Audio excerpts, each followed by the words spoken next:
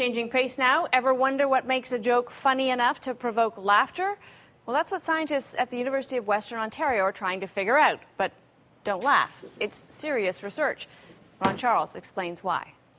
How's everyone doing tonight? Andrew Johnson is a comedian who's been facing the tough crowds at comedy clubs for 6 years now. You ever see that show, The Walking Dead? You ever see that? It's shot on location in Hamilton. Yeah.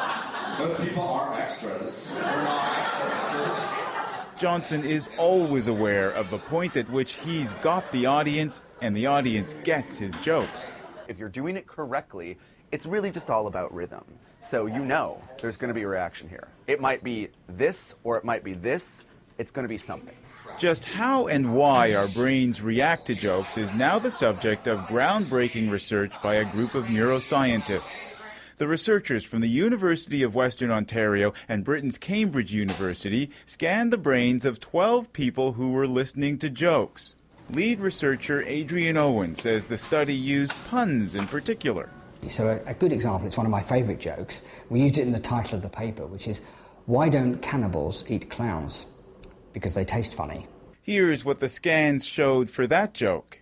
We identified an area of the prefrontal cortex, right at the bottom and at the front of the brain, that was specifically activated when people got these jokes. So why are these serious scientists joking around like this? The hope is that identifying areas of the brain that react to jokes might help determine how much emotion is felt by people in vegetative and minimally conscious states. So one of the questions that families and relatives often ask us is, well, can my loved one feel? Do they have emotional responses?